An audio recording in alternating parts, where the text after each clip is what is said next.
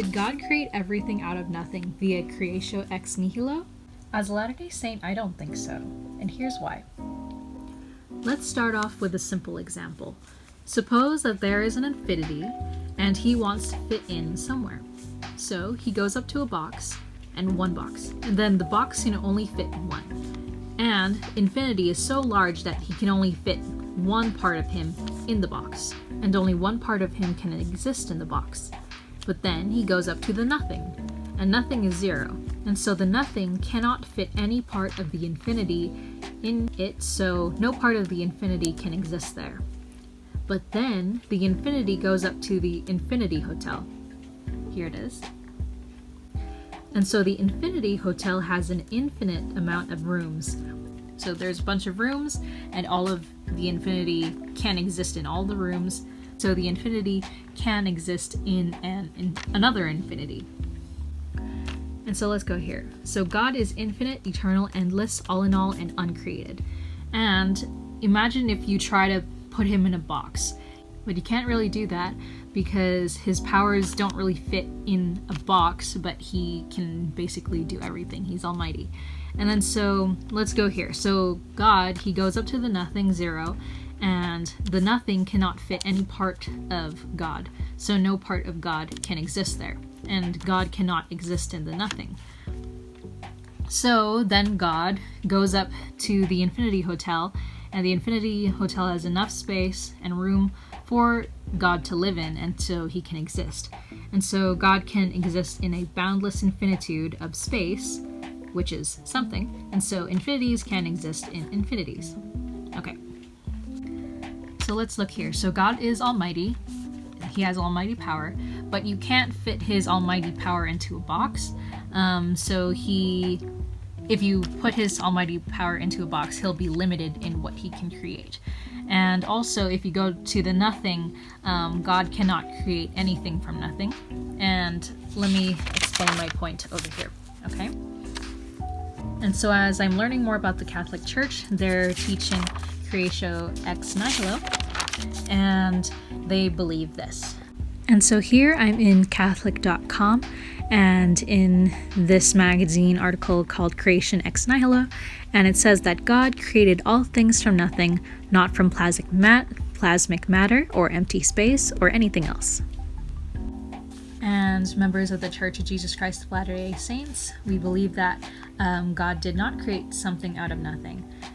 And so now we're going to compare both beliefs through the lens of math and ask the question, how did God create the universe? And so the first scenario is, 5 loaves of bread and 2 fishes, and then so God made it so that they could feed 5,000 hungry people. And so it could have been multiplication, it could have been addition, but let's pretend for now it's multiplication. And so let's imagine that God wanted to feed 5,000 hungry people out of nothing. Okay, so let's do that. So let's do out of nothing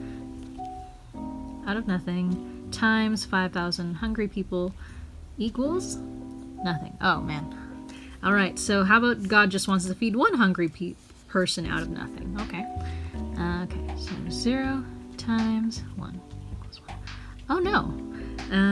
0 times 0.5 equals 0. Okay, even a half a person he cannot feed out of nothing. Okay, so let's go to not creation ex nihilo, but creation ex materia. And so let's do this. So 1 something times 5,000 people equals he's able to feed 5,000 people with this something. And then what about infinity, okay? And I'll just try to make the largest number I can. Times 5,000 equals that. So it's something. He can feed a lot with that. Or what about something really small? Okay. So 1, 2, 3, 4. Times 5,000 people. Okay. So it looks like he can still feed them with something really small, but at least he still can, right? Okay. So now we can see that they could be fed, and so we've already done multiplication, so let's do addition. But let's look at what Catholics believe. So we're again on Catholic.com from Isn't Creation Ex Nihilo Logically Impossible? And over here it talks about the expression is that God creates ex nihilo sui et subjecti, that is, he creates neither using something of himself, since he is perfectly simple and cannot be divided, or cannot make from some subject that already exists, like a craftsman who makes something out of a wood or stone. And one example of Creatio Ex Nihilo is that a man can have thoughts, and those thoughts and ideas are created from nothing. And I would give it to that. That makes sense. And those thoughts exist and therefore had a cause. And the man is the cause. So it would be like God, he spoke something or had a thought and then created it from nothing, exists, and then he was the cause. But here's the thing, we're not exactly, when we're talking about Creatio Ex Nihilo, I don't think when we're talking about the universe, we're talking about thoughts. I think we're more talking about like matter and energy, what the universe is made out of. And so we know from science that matter and energy is conserved and cannot be created nor destroyed. And so we know that matter and energy is therefore eternal because it cannot be created nor destroyed. But let's look at the math. And so, from the nothing, God cannot, even though God is like eternal and infinite, he can't add himself to the nothing to make the universe, because he creates neither using something of himself, since he is perfectly simple and cannot be divided. So he can't be added to the nothing. So he cannot add a 1 to the 0, because that 1 has to come from something. And where did it come from? 0. So here's the way I see it. I believe that 0 equals 0 and 1 equals 1. But if you really want to make 0 equal 1 and then add that to the 0, but it's really hard because no calculator can derive a 1 from 0 without destroying math. Let's try it out. So 0 divided by how many 1s can go into 0? Oh, 0. So you can't get a 1 from a 0 without destroying math. And because you can't get 1 from 0, you would just have to do 0 plus 0, and that would equal nothing. And so there would be no universe. And so going back to the point that matter and energy is conserved and cannot be created nor destroyed, that would basically mean that matter and energy is eternal. And going back to the Infinity Hotel, imagine God is in all those rooms, and in all those rooms there's like also an infinity of matter and space, because like multiple infinities can't exist in infinities. And so if you have multiple infinities and eternal matter and energy, God could have just took a little part of that and minus 100 or something to make the universe. And so if God took from the eternal matter and energy just a little part, like 100 or something, to make the universe, he can come to make something like the universe and can definitely provide for those 5,000 hungry people. But the way that I see it, I just can't reconcile the ex nihilo idea. So you would just have to, since the universe is here, you would just have to deny math, and like then the universe is here. And so let's go to the cosmological arguments, and where God is primary mover, is the uncaused cause, and possibility and contingency. And so everything which begins to exist must have a cause. Okay? Let's see. Math, like according to the Catholics, math isn't mathing because it's not working out. So far nothing exists, and so everything which exists, but there couldn't be anything that exists. So the cause can't really make it, you know what I mean? And then on this side you have God. He created the universe, which began to exist. Okay, so this existence of the universe, he was the cause. And so every effect has a cause, and then again, no effect has been made yet, and so we're just in a standstill. And then over here we have God is the uncaused causer of the universe. In Latter-day Saints, we believe that matter and energy is uncaused and eternal. And this is because Joseph Smith, and I believe he's a prophet of God, he basically said that he taught that the pure principles of element can neither be created nor destroyed. And so that's why we come to the conclusion that matter and energy is conserved. And then we come to the last point, where every contingent thing depends on something else for its existence. And so God has always existed. We, both Latter-day Saints and Catholics, believe that God has always existed, with a few nuances, but that's the basic belief, that God has always existed and has brought other contingent things into existence. And in order for everything to be created, he has the ability to destroy math in the process, and therefore truth, like 0 equals 0 and 1 equals 1, is not absolute, but is relative. And because like math is like kind of like absolute truth, and if you push math out of the way, you'd no longer have absolute truth, but relative truth. And so let's go over here. So God has always existed and brought other contingent things into existence, and he doesn't destroy math in the process. Therefore, truth like 0 equals 0 and 1 equals 1 is absolute, and God can obey the laws of math as he creates the universe.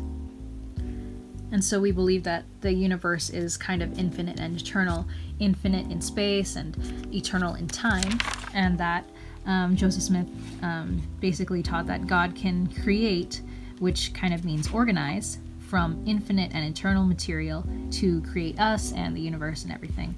And yeah, so the universe is infinite and eternal. But let's say that you're still not convinced and you still need another reason to believe that ex materia is kind of plausible. So let's look at faith and God's grace and almighty power. And so let's look at Romans 10:9-10. That if thou shalt confess with thy mouth the Lord Jesus, and shalt believe in thine heart that God hath raised him from the dead, thou shalt be saved. For with the heart man believeth unto righteousness, and with the mouth confession is made unto salvation. So basically, if you believe in thy heart, you will be saved.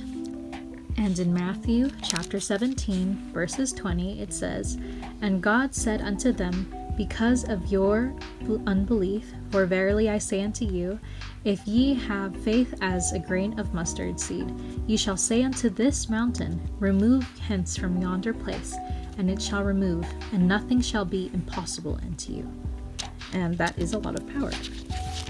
And so now I'm going to read from the Book of Mormon, and read from Alma 32, verses 27 to 33.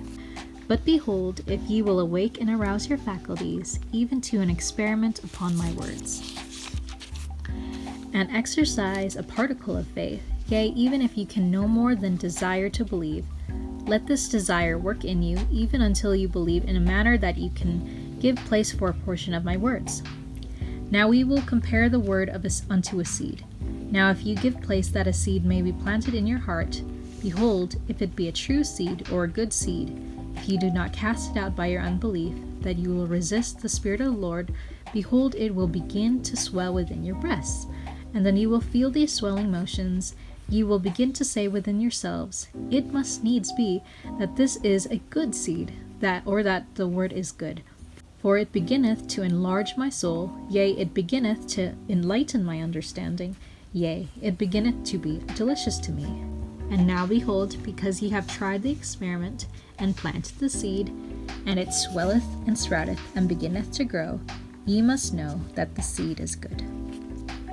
And so if you experiment upon God's words, and exercise a particle of faith, it will basically enlarge your soul, and begin to enlighten your understanding, and it will be delicious. So going on the same point, it's like getting food or fruit that you can feed hungry people. And if you look at Romans 10:9-10, it says that if you confess and if you believe in Jesus Christ, you'll be saved. And so, but if you do not confess or have faith in Jesus Christ, this person has zero faith, even though God has infinite grace and almighty power. Let's try it out. Okay, so 0 times the largest number I can make, equals 0. So that's why we have 0 power, like Matthew 17:21 says, that if you have the faith the size of a mustard seed that you can move mountains, you will have 0 power to move mountains, and you will be damned, and that basically means you'll be stopped, blocked, or limited in your progress. In other words, you will have the opposite of salvation, so you won't be saved. But if we try to follow Alma's words to exercise a particle of faith, let's imagine that 0.001 is a particle of faith, or faith aside, the size of a mustard seed. So 0.001 times God's infinite power. You will definitely have a lot of power to move mountains and enlarge your soul, enlighten your understanding, and you'll be saved.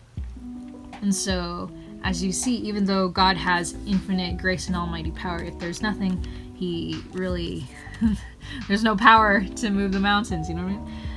And so we have this principle where even though God has infinite power, if you start off with 0, it's really hard to enlarge that and have power to move mountains, or in other words, create the universe. And also I was thinking that if God really created the universe out of nothing, that you would basically need to, because you know how experiments can be done over and over again and you can have the same results?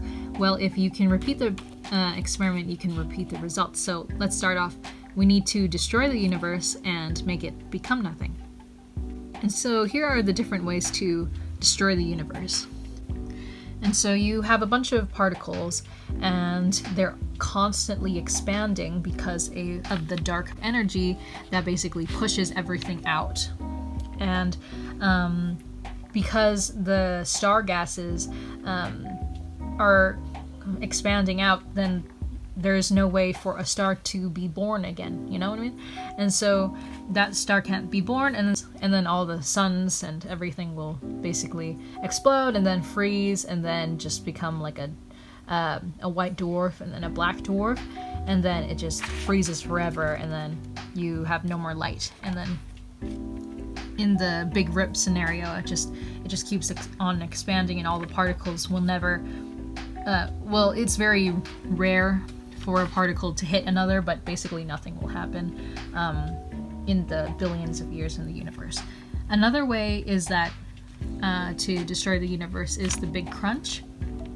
And so you basically have a bunch of particles, and then gravity overcomes dark energy forces, and so gravity forces everything to return back to a single point. And so it's kind of like everything goes into the smallest possible thing. It's called a singular point, and into a singularity. And then there's another scenario called the Big Bounce. So everything is so close to, and then you're in the singularity, and then basically it has this ability because of it's saved by quantum processes and begins expanding, and could be a chain of universes being created and destroyed. So basically it contracts and then starts again, and then later on, because of gravity goes back down and then it goes back up again, you know? And it's kind of crazy, but I guess it's possible. And then so you have the Big Slurp.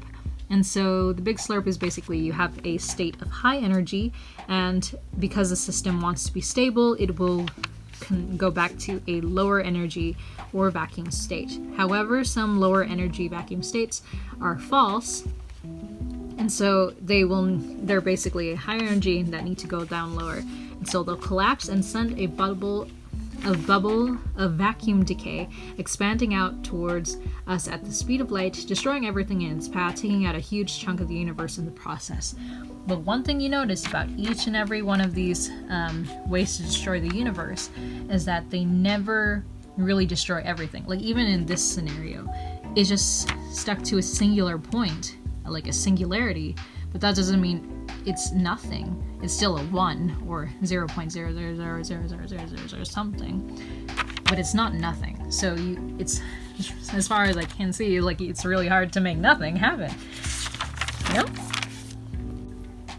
And so that is in a nutshell why I, as a Latter-day Saint, believe that Creatio Ex Materia, which is creation out of other uncreated things makes more sense than Creatio Ex Nihilo, where something is created out of nothing. And that if you have nothing, even though God is infinitely powerful, he still doesn't really have the power to move mountains, but something exists, or like infinity exists times God's grace and an infinite power, then you'll have the power to move mountains and enlarge your soul and your understanding.